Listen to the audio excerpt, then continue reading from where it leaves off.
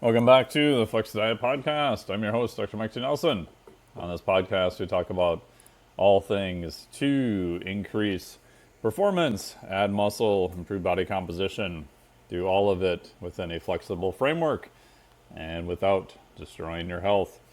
Today on the podcast, I've got my good buddy, Dr. Tommy Wood, and we're talking all about his brand new book, The Stimulated Mind. Comes out around March, and you can pre-order it now. So we talk about everything from the role of technology in fitness versus exercise, how this helps primarily also cognitive health, surprising role of lactate and BDNF, which I did not know, so I learned something new here, which is awesome. The role of cardiovascular training in brain health, resistance training in brain health, the benefits of doing different sports and different activities. Dr. Tommy gives a breakdown of the best ways for increasing neuroplasticity and aging. What are some things you should do? Different drills.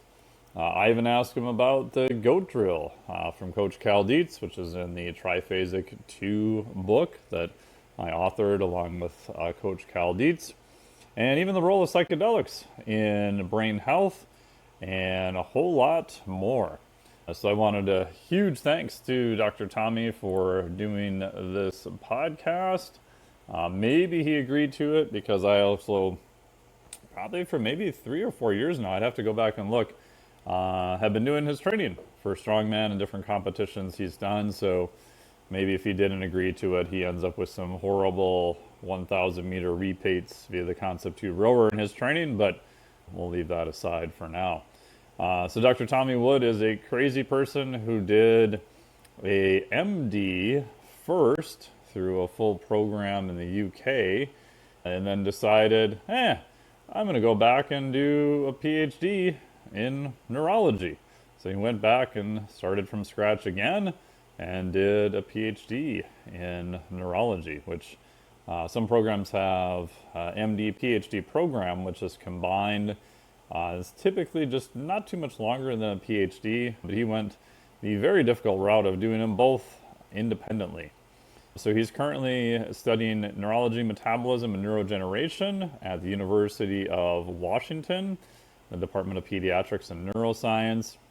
He's looking at how lifestyle factors, training, nutrition, stress, lactate, all those things affect cognition and different function across the lifespan, in addition to many other things. He's also a high-level consultant, working with elite athletes, Formula One drivers, and all sorts of people, blood work. I've done his course with Dr. Ben House, who's also a good friend on blood work.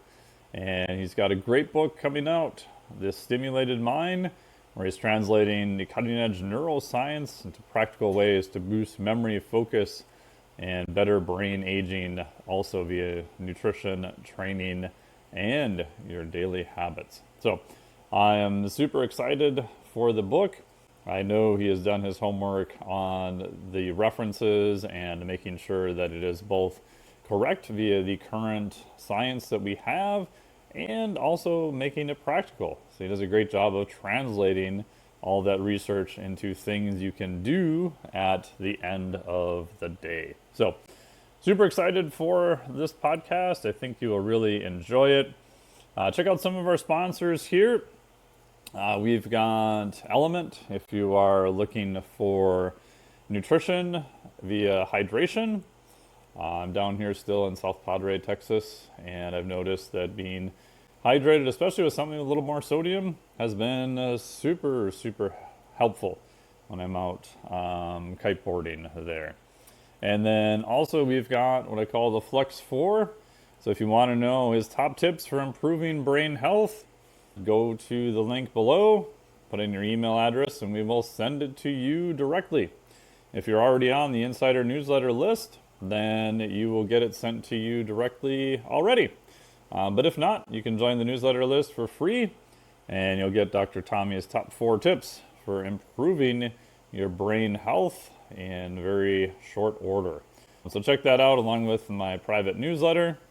And if you have any questions or anything else I can do to help you out, hit me up via the newsletter there. It's probably the best place. So without further ado, enjoy this podcast with my good buddy, Dr. Tommy Wood.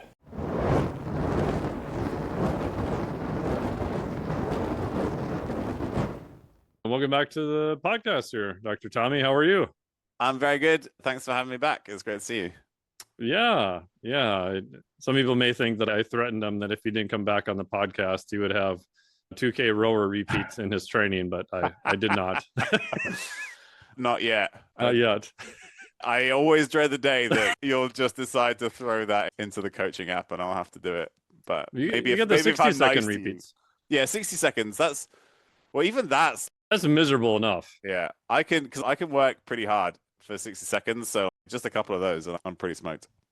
Yeah, I found lately I've been trying to, at the end of my upper body day, just 60 seconds all out, like on a assault bike. Yeah. And it's crazy. Like for me to do it on a rower definitely sucks. It's hard.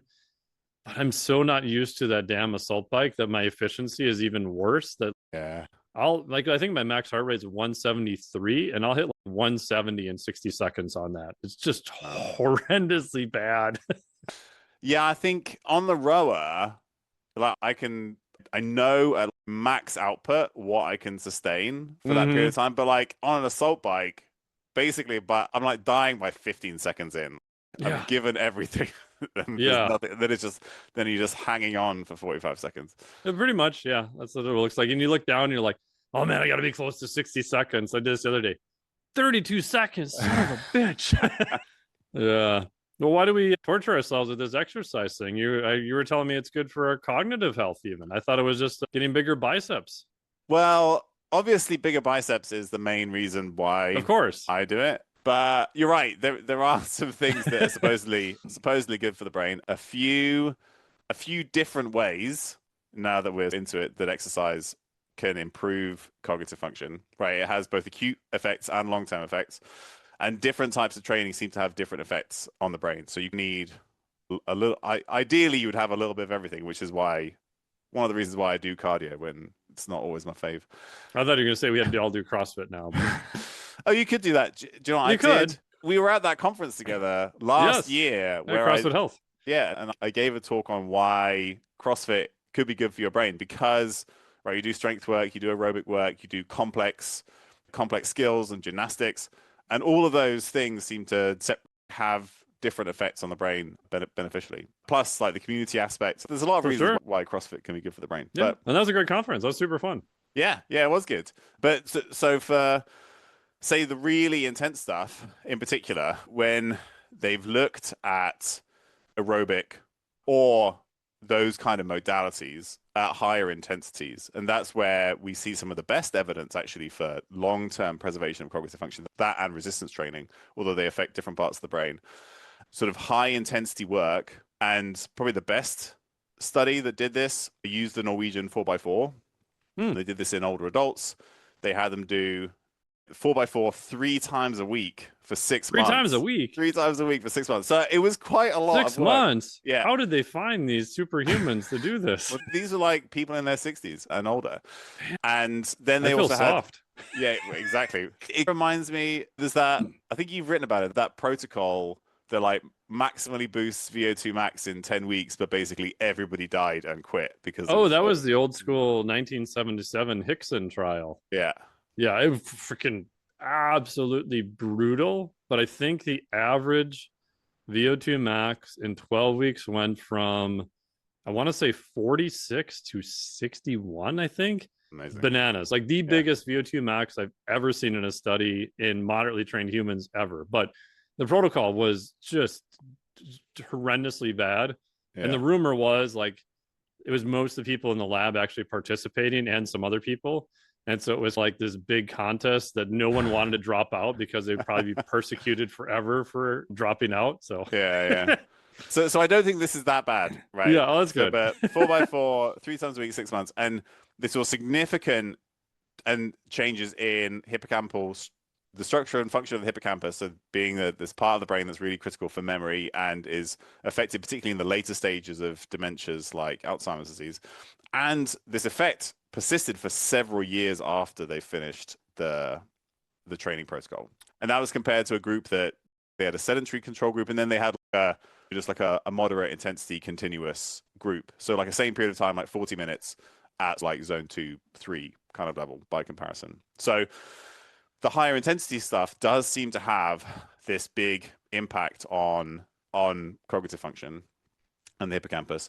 And one of the reasons for that seems to be lactate, which is then why torturing yourself on a rowing machine might be good for your brain. When we think about cognitive function, lots of people talk about BDNF, right? Brain-derived neurotrophic factor. This helps to support neurons, particularly those that have been stimulated or are undergoing the processes of neuroplasticity. It like bolsters these neuroplastic processes that we start through skill learning, activating different parts of the brain with different activities. So would you say it's like brain fertilizer? Exactly. Yeah. It's just like miracle grow for neurons. What's interesting though is when studies talk about BDNF, right? So they measure circulating BDNF in the blood, and that certainly probably has an effect on the peripheral nervous system. There's a whole like nervous system in the gut that could be affected by peripheral BDNF. But BDNF that you produce in your body, as in during exercise, and that you measure in the blood, doesn't seem to really get into the brain, or very little of it does. Yeah. I wondered so every about time that. people are talking about crap, I'm probably guilty increase, of that. Yeah. And I have been too, until I started really digging into this for my book. Does it get blocked by the blood-brain barrier? It doesn't cross the blood-brain barrier. Interesting. So this is where lactate comes to the rescue. So lactate very easily crosses the blood-brain barrier. So lactate uptake into the brain, just like ketone uptake into the brain, is like proportional to the circulating levels. So the more lactate you have, the more gets into the brain. And lactate stimulates the local production of BDNF. So it transports that message of high intensity exercise to the brain to generate BDNF. And there are other molecules that do that are generated through exercise. So IGF-1 seems to do it, and that IGF-1 is particularly bolstered through resistance training. And then osteocalcin too also seems to be able to get, which from the stress of loading the bones seems to also be able to cross the blood-brain barrier and stimulate local BDNF production. But I think lactate is the one that we understand the best. So you're producing some of these things peripherally, then they go into the brain, and then they generate BDNF there. Lactate maybe being the most important one for that. So that's why I think we have evidence, which we can go into, like all different kinds of exercise and movement are beneficial for the brain, both acutely, small periods of movement acutely improve cognitive function, but intensity does probably matter too. And that's because things like lactate then stimulate the production of local BDNF. So BDNF then, I would imagine, has to be serving some other function peripherally. I just read a new study the other day that showed, I think it was BDNF was correlated with, it was either mTOR activation or muscle mass, I think. I can't remember exactly. It was an association study. It wasn't saying this caused one the other or whatever, but I think it was trying to figure out people genetically, I think, that produced more BDNF were more likely to be a responder to exercise, if I remember right. But so is BDNF doing something to the muscle or peripherally or somewhere else then? Yeah, I'm sure it probably has multiple like peripheral trophic signaling effects. It's just that effect that we think that it's having on the brain, it's probably not getting a chance to do that. It's happening after proxies then get into the brain and stimulate it locally. But yeah, it's certainly having a peripheral effect. It's just we can't measure BDNF in the blood and immediately know how much BDNF is in the brain. Yeah, and that would make sense probably to some of those earlier studies where, if I remember right, they did look at BDNF and they did see an association with hippocampal volume, but it wasn't causation, right? So it was probably BDNF going up, lactate going up at the same time. Lactate is the signaling molecule crossing the blood-brain barrier, and it is causing these changes, but it wasn't, it's association, not necessarily causative. Yeah, so one example you might be thinking of is this classic paper was published in PNAS like 15 years ago, Erickson et al. Where they did the walking intervention. So this was the first time that we saw, or I think that people saw improvements in the size of the hippocampus in older adults, where previously we just thought that The hippocampus just gets smaller and shrinks away, and Yeah. the older we get, and it's all It's the bad. size of pea, and then you die. Yeah, exactly. It's all bad news, and there's nothing we can do about it. But so this was 40 minutes of walking 3 times a week, and they slowly increased intensity over time. And you're right, the circulating BDNF correlated with improvements in hippocampal volume over time in there, and they had like a stretching group as like a control group. Mm-hmm. But the improvements in hippocampal volume also correlated with improvements in VO2 max, which is probably a proxy of the amount of higher intensity work that they managed, Sure. like the total intensity and total volume of work they managed to do. So then you can think that by the end, where they're doing more intense periods of work, they're probably generating some lactate. That's improving fitness, and it's signaling BDNF locally in the brain. So yes, you can measure it in the blood, but there was probably one of those other signaling molecules was acting as like a go-between. Very cool. Do you know if ketones produce BDNF in the brain? I haven't looked at any of that. Yes, they've shown that in a couple of mouse studies. So beta-hydroxybutyrate is a histone deacetylase inhibitor, and one of the histone deacetylases that it inhibits regulates the production of BDNF. So at least in animal models, giving ketones increases BDNF production in the brain. Yeah, because I've noticed the literature, at least on lactate and ketones in the brain, is they appear to be doing very similar things as far as I can tell, which is interesting. Yeah, they share the same transporters. They have some of the same biological effects in terms of epigenetics and gene regulation. So yeah, not identical, but correct. They both can act as metabolic substrates as well as signaling molecules. So yeah, there is quite a lot of overlap. And some people have suggested that, especially as you get older, your ETs, your monocarboxylate transporters that let ketones and lactate into the brain may decrease as we get older, but you maintain them if you continue to do high intensity exercise, because that then allows lactate to get into the brain. All the evidence I've seen still says that when you're older, lactate and ketones still do get into the brain, but some have suggested that those who do regular exercise may be best poised to then leverage the effects of ketones if they generate them. Very cool. And I'll pitch my supplement idea. Can we use lactate as a supplement? Yeah. So people have talked about this for a long time. I've been talking about this for like 12 years now.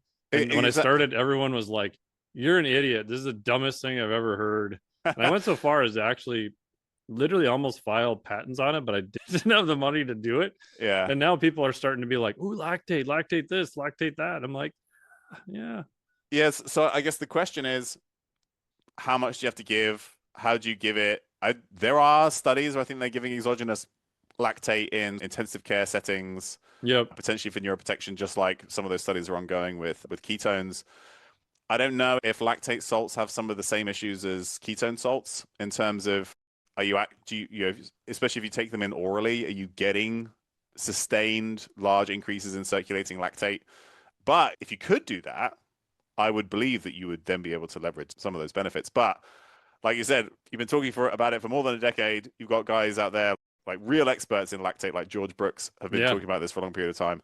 We just haven't yet seen those studies that are closer to bringing it to something that we can actually put into practice.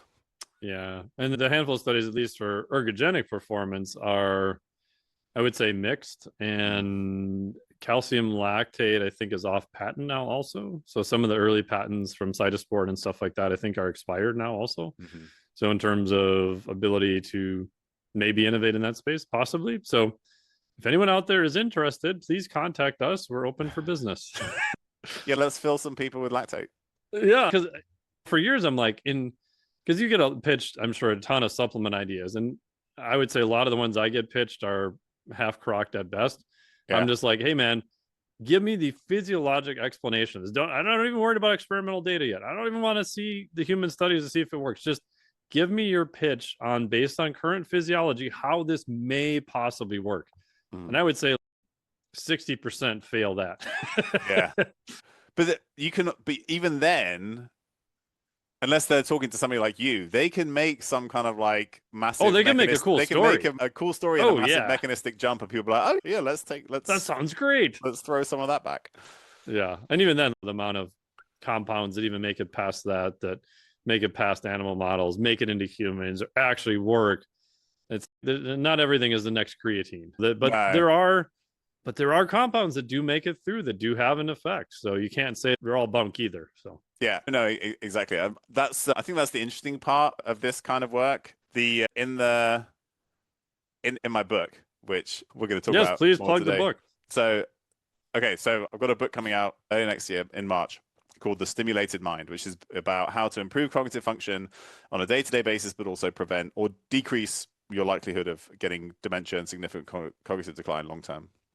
And in like the beginning of the book, I talk about some of the history of neuroscience and some of these issues that we mentioned. Like we try and get these very fine mechanistic details of how the brain works, and then we try and target that with this one drug that does this one thing, and like none of it works in humans. It just doesn't. And I say this as somebody who does that. I do that for a living. That's Right? why I'm laughing, because that's literally what you do for a living. That's literally what I do for a living, is test these things out in the hope that something will translate, because I believe things will. Yes. But the vast majority of stuff that works in mouse and rat in mice and rats is not going to work in humans. And we just have to know that going in. But I remember so I tell the story of the first time that I really realized this. It was during my PhD, and I went to a conference where a guy presented, or in his presentation, he talked about this paper called 1026 Experimental Treatments for Acute Stroke. And this is published in 2012. So this paper is now almost 15 years old. And they basically show that there are more than 1,000 ways to cure or dramatically reduce the effect of a stroke in a rat. And none of those work in humans. Damn it. And I was just like, what are we doing? Seriously. It's just like literally mind blown. And that doesn't mean I don't want people to lose all faith in preclinical science, but I think we just have to be a little bit more skeptical when somebody like has this fancy and plausible mechanism for this thing that you should take to improve this other thing. When, especially if they give you a mouse study, because in reality, most stuff that works in mice isn't going to work in humans, but some stuff does and will, and we're trying to figure out those different pieces. Yeah. And now I'm so jaded. I'm almost happy if it's a preclinical or a mouse study, because at least it wasn't a cell line study or something done in a fucking earthworm or some other shit. Yeah, there's a lot of that going around too. Yeah. Like you just, as you scale up, like even if it does work, your effects just drop off. Yeah. Like fasting maybe, or extreme caloric reduction may be amazing for a nematode, but as you scale up through the models and even just get to primates, it tends to drop off. And again, you could argue we have a lot less data. There may be something there, which I would probably generally agree with, but it's not these huge magical returns that you are expecting to happen. It's just humans and homeostasis tend to just crush most things. Yeah. And so there's like the fasting and caloric restriction literature, I think it is a great example, because what I think the real outcome of all that research is, and I'm stealing some bastardized version of a quote from Charles Brenner, who's an expert in the longevity space, where he says, yes, in all these animal models, caloric restriction extends life. But what they're really telling you is that an environment where you have access to unlimited calories is bad for your health. And then doing something that counteracts that is beneficial. So that means that if somebody is eucaloric, has good body composition, isn't succumbing to the modern food environment, layering caloric restriction on top of that is very unlikely to provide additional benefits. But if you put caloric restriction in place in somebody who is succumbing to the effects of the modern food environment, then it will be beneficial, right? But those, you have to look at it from the other way around. And you might have seen the paper that my friend Christy Storashik wrote, looking at the effects of fasting on muscle cells. Have you had her on the podcast? Have you had we had one. She'll be back on to talk about that paper and her zone 2 stuff, because oh my gosh, people may not like zone 2. So, but I think this is a really nice example of how like this story gets told even in very big journals, right? There are big journals where fancy scientists have written intermittent fasting is beneficial for health because autophagy and all these other things. And then, right, she did a systematic review of all the literature on intermittent fasting, on autophagy in rodents, so mice, rats, and humans. And first, she found that actually the effect of intermittent fasting on autophagy wasn't nearly as clear in rodents as people tell you it is. And then she found that there's basically no effect in humans. And that's probably because intermittent fasting in humans is not the significant caloric stressor that it is in rodents, right? If a mouse doesn't eat for 24 hours, it dies. Yeah. And so it's just, you're not comparing apples with apples here. And so I just think, again, another example that you have to really understand what's going on in the human environment, how to look at it to really figure out then what is going to be useful for us to do. Yeah, we had Dr. Kurt, I remember his last name, on the podcast talking all about autophagy. He did his PhD in California on that. And the short synopsis is basically, it's hard to measure, and humans do it automatically. There's not a ton of stuff you can do to push it around a little bit. Like when I did the Flex Diet Cert, I went through and looked. I tried to find like what was the biggest stimulus for autophagy, if that is the thing, which we can argue about that. Yeah. And I think using different molecular markers, the biggest one I think I found was coming in the lab, doing horrendously horrible interval work, not replacing those calories, just having some protein, so like a sleep low approach, and then coming back the next day and doing horrendously horrible output on low liver and low muscle glycogen. And I think you saw some markers of autophagy go up for almost, was it 78 hours or quite a while? Yeah. But to do that, if anyone's ever done that work, is absolutely miserable. It is horrendously bad to do. It's no fun. Yeah. But that's if you want to maximize autophagy. But I think Correct. There's also studies that show you just go and do 30 minutes at 70%. Oh, exercise is massive for it. Yes. So just go for a brisk walk and all your autophagy will kick into gear. Yeah. Cool. Yeah, so back to cognitive stuff, which is great. Well, I'm sure we'll have a few more rabbit trails here and there, which is awesome.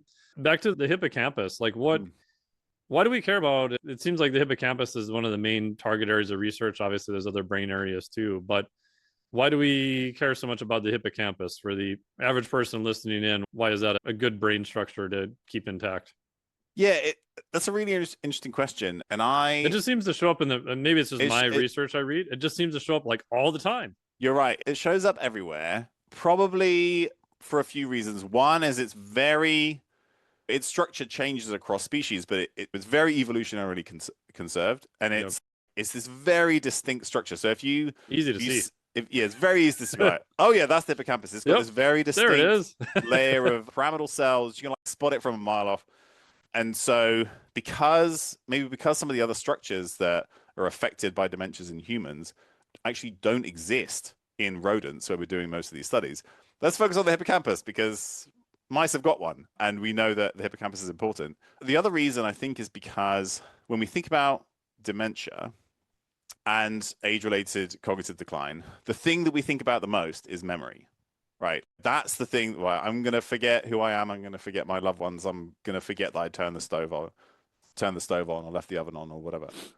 Didn't lock the door. And because of that, the hippocampus becomes this thing that's at the forefront of our minds because the hippocampus is critical for that process of encoding and consolidating memory. However, there are a whole bunch of other things that happen when you get dementia and a whole bunch of other cognitive functions that get affected, many of which I would argue are potentially more important. But because we think dementia, we think memory, and when we think memory, we think hippocampus. And so the hippocampus is overrepresented. And I even see this I had these big meetings with other cognitive neuroscientists, like trying to do some research in this area. And everybody who's talking about dementia is talking about memory. That's what they focus on. Like they can model it in computer models, they can measure it in all these different ways in humans. But something else that I think is really critical and is lost early on in these sort of dementing processes is executive function, right? So decision making and our ability to regulate ourselves in the world and how we respond and interact to people, right? Or interact with people. That's sort of like a big part of executive function. So whenever I'm trying to describe what executive function is, it's when you have this fleeting thought that you want to say something or do something, and your brain is, no, Tommy, don't say that. Because that's really bad. Don't tell this person what you really think of them because socially this is a really bad idea. That's executive function. And so that gets lost. And that's a big part of the prefrontal cortex, and the frontal lobes are really important for executive function, especially the white matter that sits underneath the gray matter of the frontal lobes.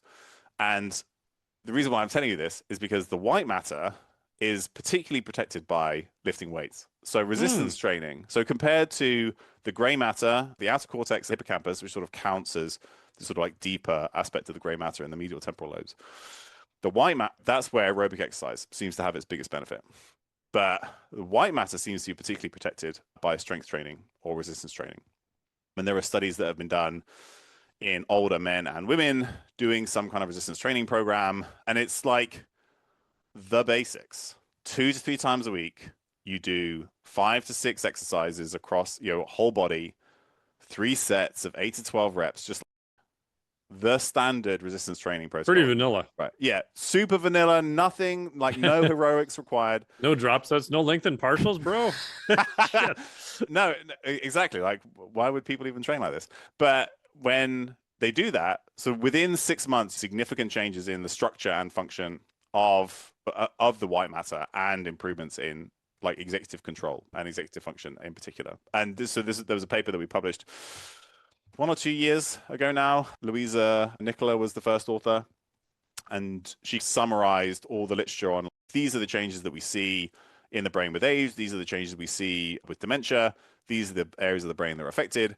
And these are the areas of the brain that seem to be particularly protected by resistance training in randomized controlled trials, where you then look at brain imaging and cognitive function. So that's another one of the reasons why I lift. Then now I can say is, I'm doing it for my white matter. Brain gains. Yeah. So peripheral gains and brain gains at the same time. So aerobic work and strength work actually target different parts of the brain. So both would be beneficial. They're just doing slightly different things, correct? Yeah, exactly. So, and there was a recent meta-analysis that looked at all of this and basically said that aerobic training, particularly beneficial for things like memory, and then strength training, particularly beneficial for things like executive function, and then also what they call global cognition, which is usually just like if you do a bunch of different tests and add all their results together, strength training seems to have a bit of an edge. There was, on top of that, though, something that's maybe less talked about, but there was a really good meta-analysis that was published in, I think it was in Nature Human Behavior a few years ago, that looked at, in addition to resistance training and aerobic training, they looked at coordinative training. So Do you want to explain what that is? Yeah, so this included a whole bunch of different things, and this was like including kids and adults and older individuals. But it's basically anything that requires some kind of complex motor skill and or reacting to the environment or other people at the same time as doing some kind of physical work. In some parts of the literature, they might call this open skill sports rather than closed skills, which is like running, cycling, rowing, right? All these sort of like unimodal, unidirectional aerobic activities. Open skill is like badminton, table tennis, soccer, anything where like a dynamic environment that you also have to move in multiple planes and you like react. Those seem to have an outsized benefit for the brain above and beyond the physical training effects. We see similar things with dancing. In kids, they've done this with like ball sports and jump rope and that kind of stuff compared to running. So it seemed that there are studies where they do obstacle course racing or obstacle course running versus just like running around a track.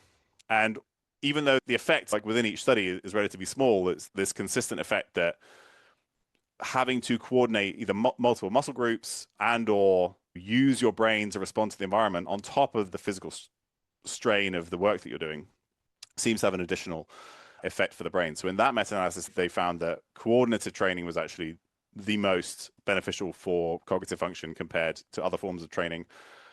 I think it's annoying when we say that these things are mutually exclusive because we've already talked about how different types of training affect different cognitive functions, different parts of the brain.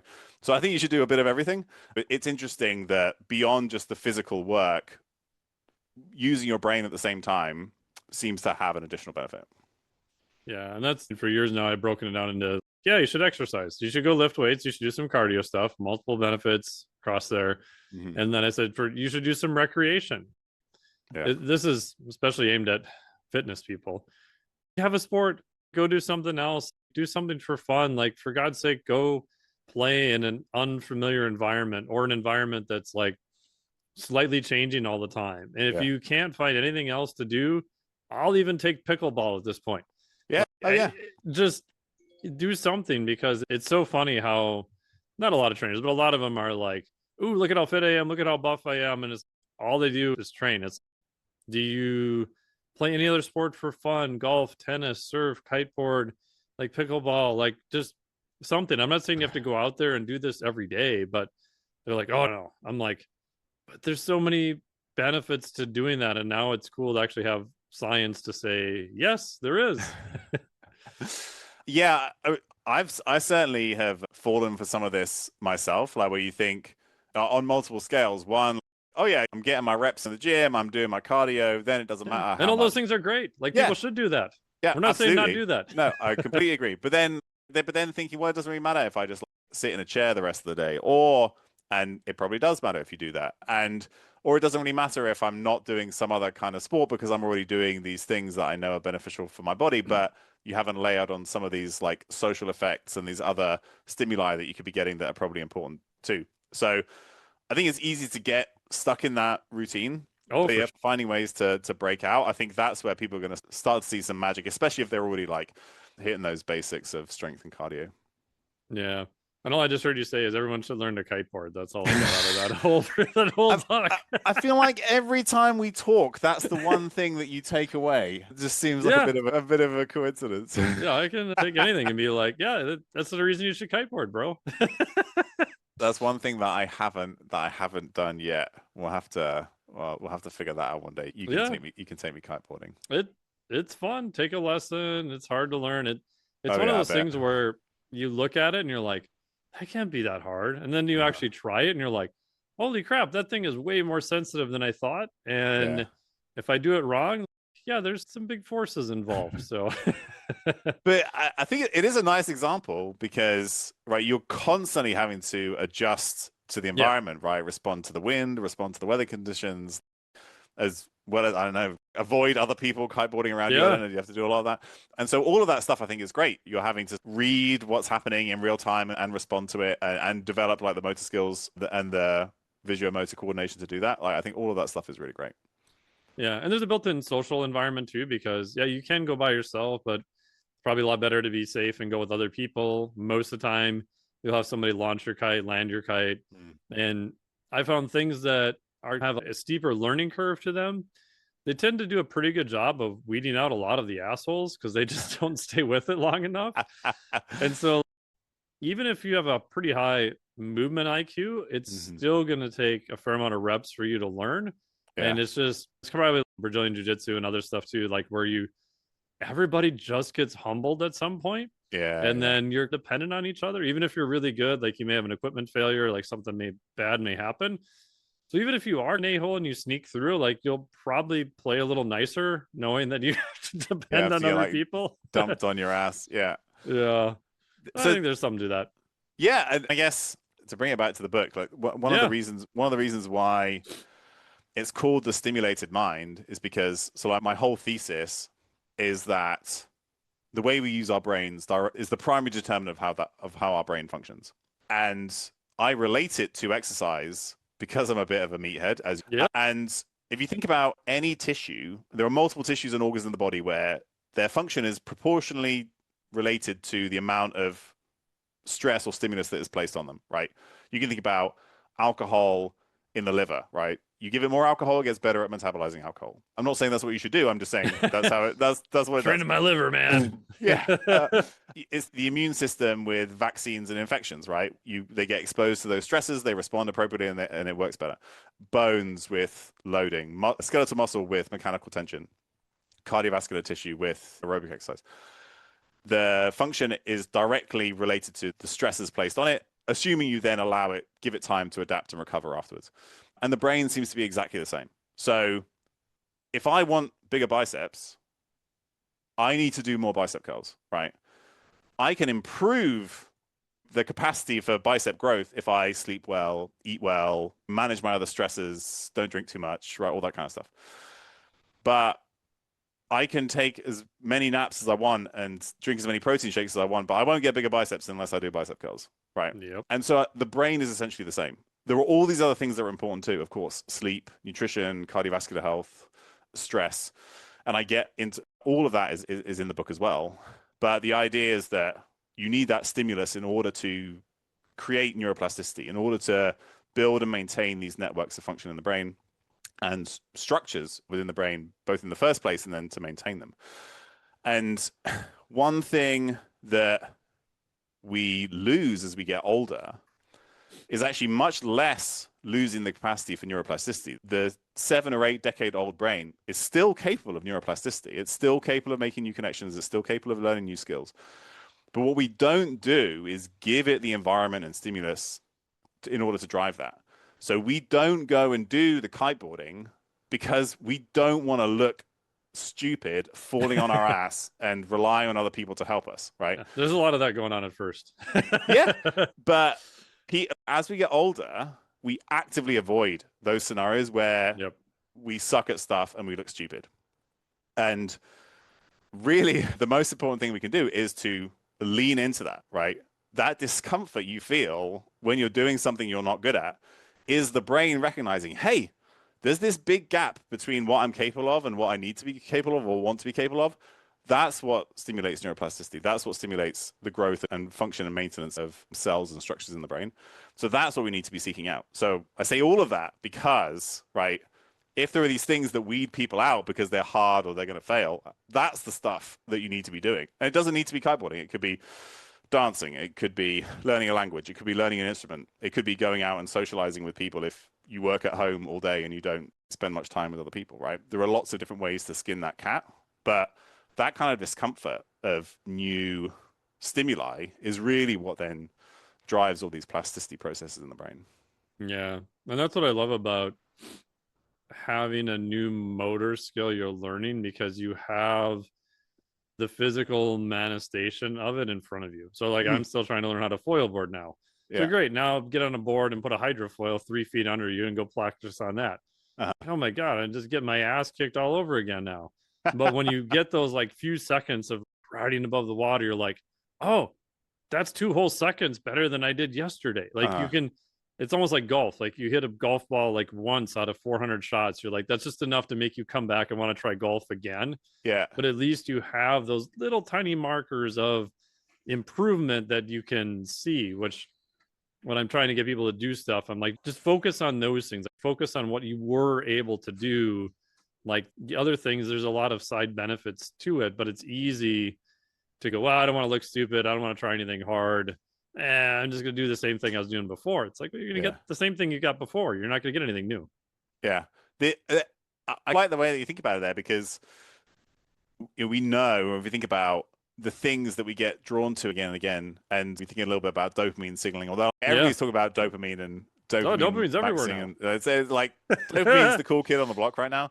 But the things that sustain our engagement are things that have a variable reward, right? That's part of it. So that's that thing there, right? Like you're doing it for that 2 seconds on the foil board where you're just like, oh yeah, that feels really good. And then your brain uses that response to say, okay, well, let me think about all the different things that came together to allow that to happen that one time, right? That's part of what dopamine is doing. And then like over time, that slowly improves. So if you can find like those little, whatever it is, focus on that one thing where you got that little win and you're like, oh yeah, that felt good, right? And so even if like in the big scheme of things, you still suck, those like small windows of sometimes variable reward because you're still learning it, that can then like help. Well, first of all, it's going to help keep you engaged, but also that's actually what's driving some of those improvements in the brain. Yeah. And just like anything, it's a process. Like nothing worth, I think, high achievement, whether it's just personal or something you want to do. If it's super easy, it just doesn't have the same sort of reward to it. And like I think the longer you do those things, you know, going in, yeah, I'm going to try to find the good progression, regression, get some good instruction, etc. But even in the best circumstance, it's still going to be hard. Like I remember trying to do a back roll last year where you go and you just do a 360 in the air and you ride out of it. And I ate shit for 113 reps over, I don't know, like 7 days of just, but I got it at the end. I was like, oh, sweet. I figured it out. Of course, then I ate shit on the next one trying to do it again. But I knew going in that it wasn't going to be an easy process, and that's okay. Yeah. Right. I think now we want everything we want everything to be easy, but the things we get that are easy, I don't think we ever appreciate either. So it's this fine line of, you're probably gonna have to do some work, whatever that thing is, do an advanced degree, hitting some lifts in the gym, getting a new PR running. But those are the things I think you also then appreciate. And those are things that have all these other like side benefits to them also. Yeah. Oh, definitely. And I think tangentially to this, and is the thing that we've been increasingly told that we should be looking for, which is flow, right? Mm-hmm. Everybody wants to be in flow all the time. Me too. But the interesting about flow is that, right, the definition that I like the most is that flow is the maximal expression of a complex learned skill, right? I like that. And that could be anything: driving a car, speaking a language, right? Anything that's this like complex skill that you've learned, and you just like everything you've done so far is just like happening perfectly, and it could be playing music in an orchestra or whatever. There are multiple different ways that you can achieve this. But the thing is that flow doesn't drive neuroplasticity, right? Flow is your brain leveraging all the things it's already learned. Yeah. If you want to then increase capacity, it's gonna feel difficult, right? And that is not flow. And so actually, when we're trying to build capacity, when we're trying to improve, we're trying to get our brain gains, we shouldn't be expecting flow. It should feel hard and it should suck, because that friction is then what drives those changes. But also to have good performance, you don't need to be in flow, right? When you talk about sports performance, they talk about two kind of optimal performance states, right? Flow states and clutch states. So in a clutch state, you can still perform really well. You're performing at the maximum of your capacity, but it's hard work. And that's a lot of athletes who are winning world championships and crushing everybody around them, right? They may not feel like they're in flow. They are having to work really hard, both cognitively and physically, to do it. But that's okay. You can still achieve like really good performance without flow. So this is like one small like box that I have in my book, just because in the last chapter I have all these different ways that we can leverage our workday in order to just like perform better and feel better cognitively from day to day. And one of the things I have is, don't expect that you're going to feel like you're in flow all day, because actually that's probably not what you want. It's just not realistic. And we spent so long where everybody's like, oh yeah, we need to be in flow or else we're not achieving our best. And actually that's just not true. That's not necessarily what good performance or growth feels like. Yeah. To me, I agree. I think flow is almost like the advanced reward state. It's like, yeah, now I can probably ride most conditions and probably be in a relative state of flow kiteboarding. I can do a 10, 12-foot jump, probably fine. If I push to 15 to 20, yeah, it's starting to go 20, 25. There's a slight chance I may piss myself on the way down. Definitely not a state of flow. Yeah. It's cool when it lands and I make it. But doing 100+ attempts at a back roll, there was no state of flow in that at all. That fucking sucked. Yeah. But it's cool when you get it at the end. You're like, oh, that was great. Yeah, exactly. I think we just need to, a lot of when people are thinking about, and this is one of the things I've seen so much of, and you've seen it too in this kind of world. Everybody's trying to optimize everything. Yeah. And one of those things that we're always trying to optimize is flow.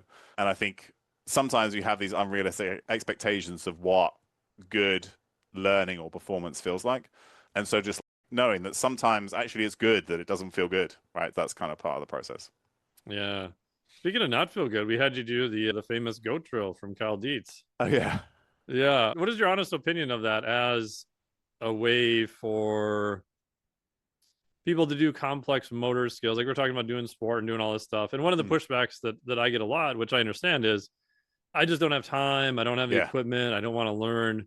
And so I've had pretty much all my clients are in the process of them doing the goat drill from Kyle Dietz. And you can maybe explain what that is and give us your honest opinion if that is a poor man's substitute for a few minutes for people who are like, I'm just so busy and I just don't have time to do any of those things in my life. Yes. So at least the version that I've been doing, so I watched a few videos and I watched a bit of extra stuff from Cal's work. And so basically I set up a couple of, I think I use like kettlebells or like fat grips. I just like stick them on the ground. And then I have this dot that I put on the wall of my gym.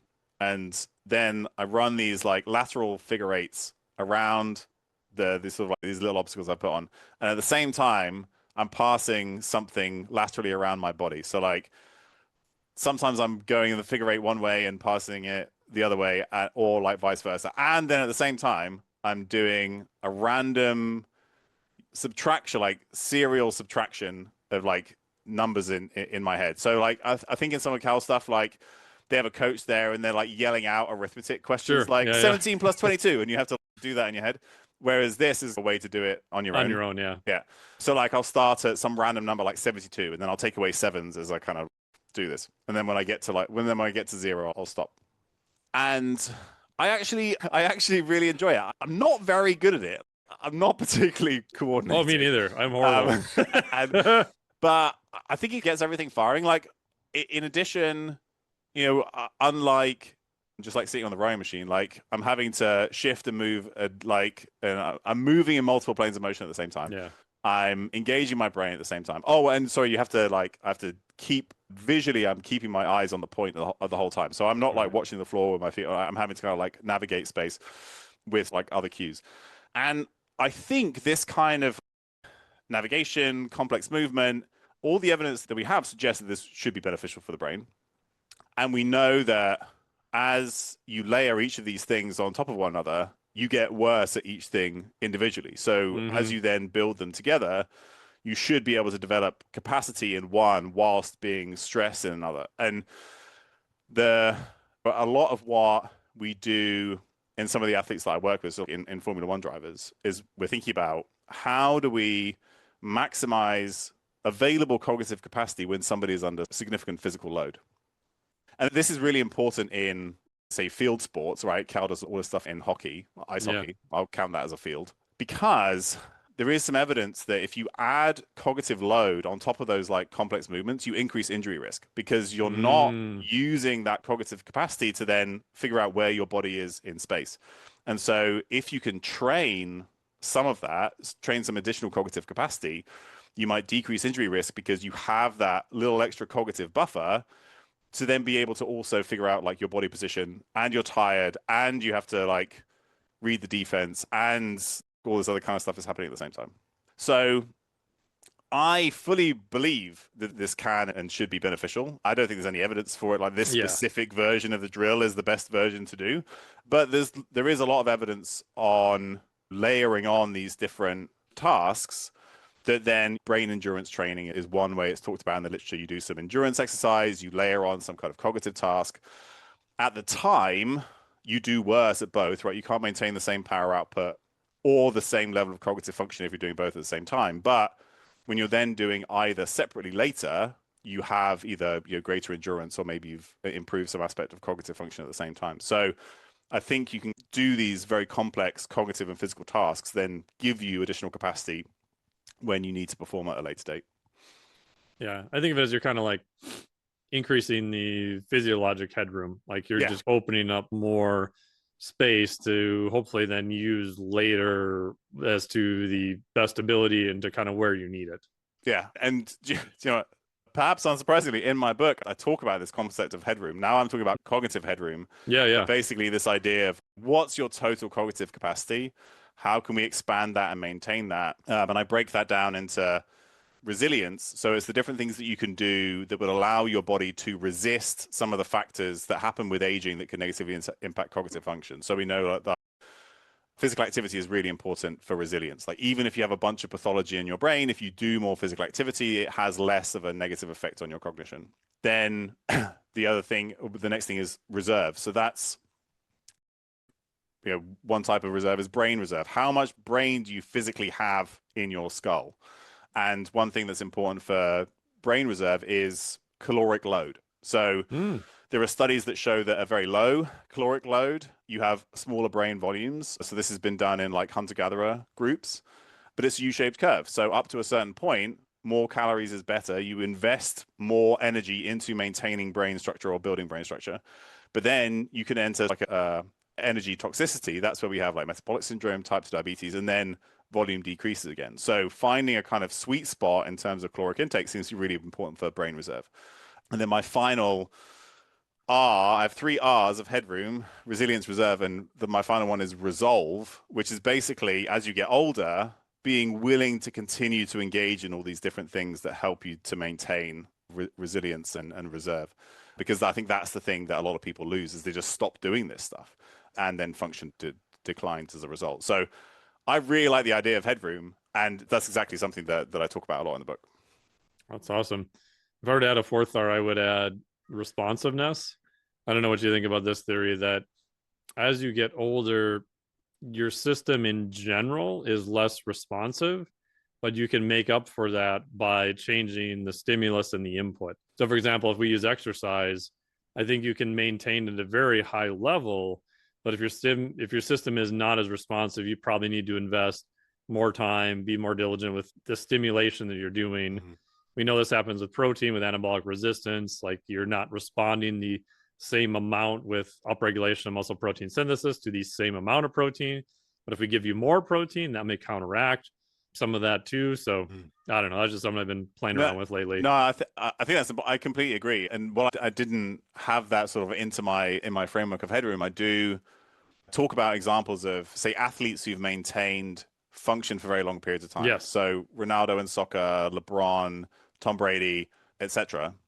Lewis Hamilton and Fernando Alonso, if we're talking about Formula One. Definitely. And what they do, I think, very consistently well is they figure out, like, I'm going to do training that gives me the adaptive response that I need. What's the thing that I need? What's the physiological response I need to generate? I very specifically do that type of training, and then I focus on recovery. So it's no junk volume, no like extras. It's like knowing exactly what I need to do in order to get the stimulus that I need, and then focusing on recovery. Whereas when you're younger, you don't have to worry about that. But particularly if you want longevity in a sport, that's something that you need to focus on. So I think that's exactly it, is knowing what you respond to, like focusing on that, and then putting all the things in place so that you do get the maximum adaptation possible from that stimulus.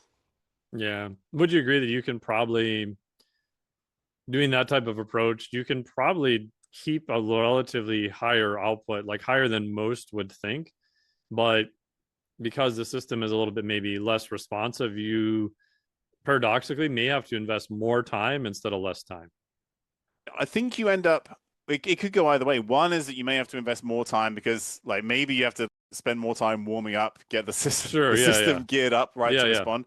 But I think you can also save some of that time because you're just doing less of stuff that isn't going to give you the necessary stimulus. You've learned what you're more responsive to. Yeah, exactly. So I think it could go both ways. Yeah. And maybe the net overall effect is you could do it in a similar amount of time. You just have to be much more targeted with what you're doing.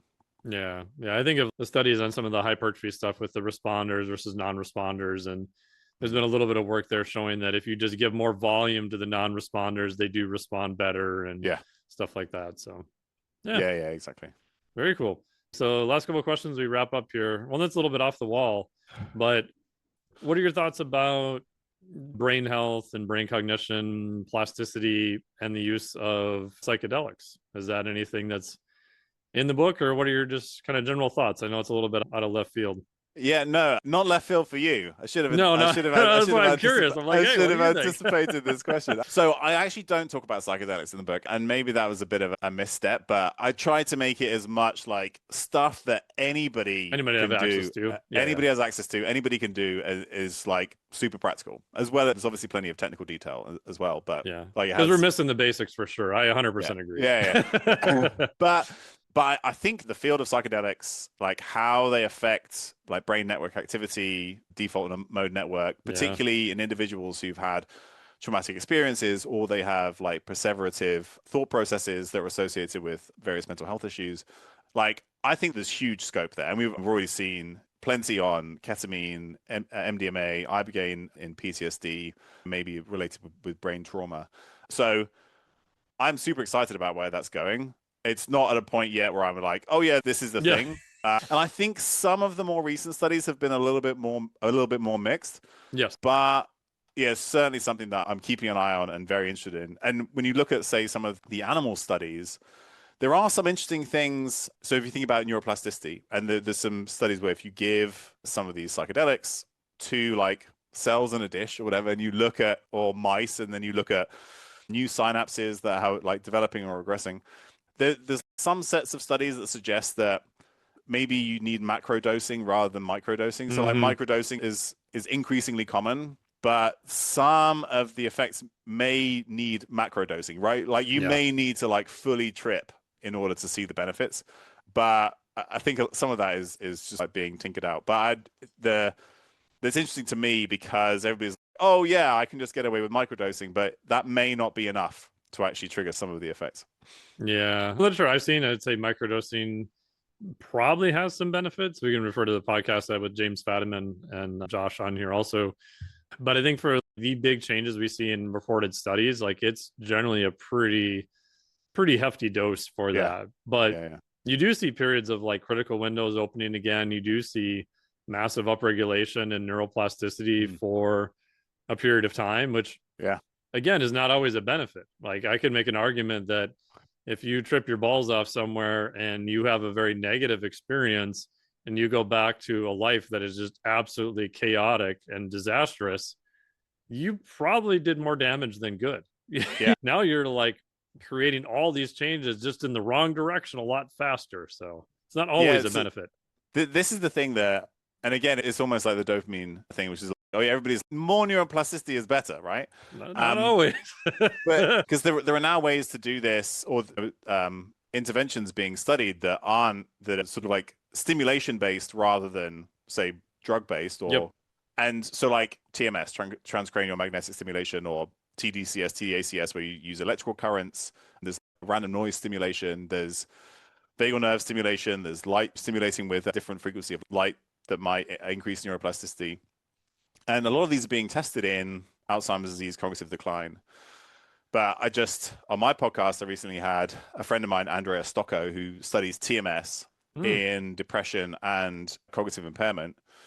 And one thing that I think they're starting to realize is that, right, you stimulate the brain with these like strong magnetic fields like you do with TMS.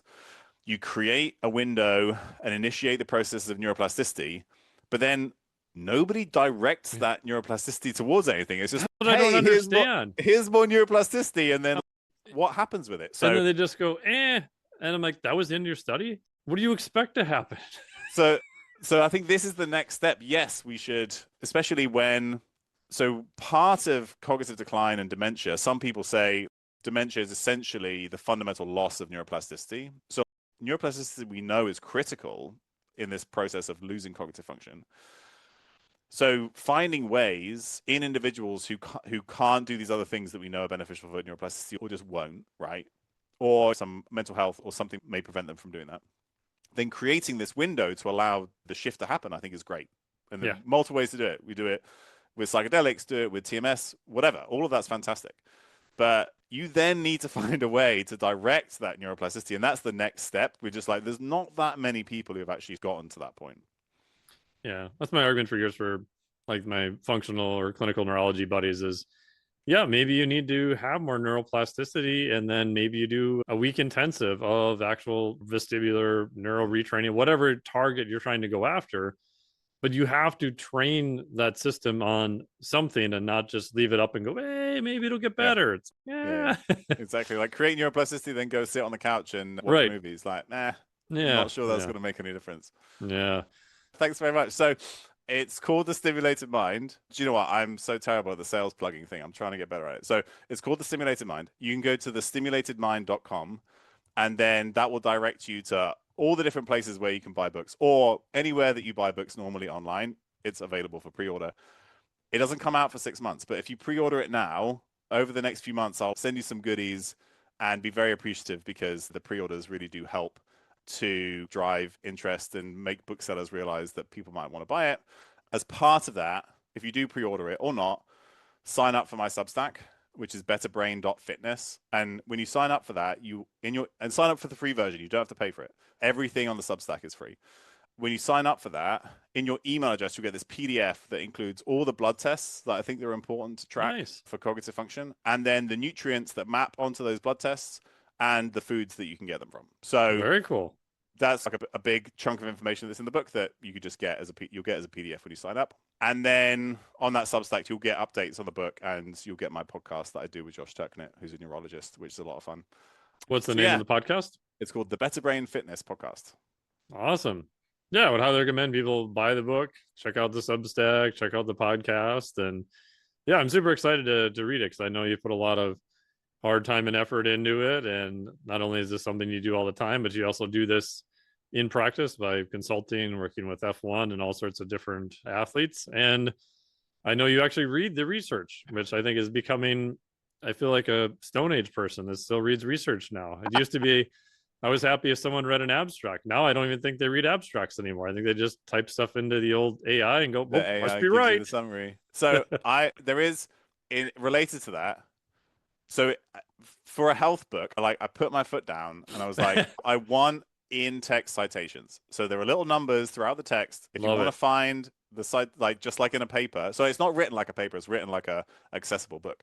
But if I write a sentence and you're like, hang on a second, let me see that paper, you can find that with that number. But I have 1,800 references for the book. Holy crap. And my editor was like, I just can't publish that. That's 200 pages that I need to put at the back of the book. I just can't afford that amount of paper. So the reference list will be on my website. The text citations are in the book, but when the book becomes available, again, you just go to thestimulatedmind.com and all the references will be there with in-text citations, so people can go and dig into the primary literature if they're interested. No, I think that's awesome, because on a smaller scale, I've had those same arguments, and I won't name the site that used to do this. They used to edit out my references. So I would write articles for them, and I'm like, oh crap, this sounds like I just made this shit up now. And so what I did was I started getting cheeky, and this is online, so you know, the excuse of printing. And so I would weave them into the whole phrase, and I would use like the APA and say, Dr. Wood et al., the 2016, blah, blah, blah, blah. And so if they were going to take them out, they have to re-edit everything and change it. And magically they left them in then. Yeah. Do you know what? It's still the number of times that I see, so like people on Instagram, right? They cite these papers all the time. And I'm like, oh, that sounds interesting. I'm going to find that paper. And those papers don't exist. Like, people are just making up PMIDs to like make it look like they're citing stuff. Drives me crazy. So if you don't like something I wrote and find the paper and disagree with my interpretation of it, I want you to be able to do that. So you can come to me and say, hey, Tommy, this paper is shit. This is why you're wrong. I want to know that. So all of that has to be out there, or else I think we erode some of the trust in science. Yeah, stop citing those papers with old three-eyed gray-haired ferrets and you're okay. There are no ferret papers. There's no ferret papers? No ferret papers. So 99.99% of the papers cited are in humans. Probably that 0.001% is the preface of the book where I talk about studies in owls. But the rest is all in humans, I promise. That's good. So we have no Petri dish studies to make fun of anymore. Nope. Awesome. Well, I'd highly encourage everyone to check it out. I'm super excited to read it myself. Make sure to get on the Substack, podcast, all that great stuff. And thank you so much for being on the podcast here. We really appreciate it. That was awesome. Yeah, thanks for having me. And thanks for everything else and all the coaching and all the support and friendship. I really appreciate it. Yeah, of course. No problem. Thank you. Thanks, everybody.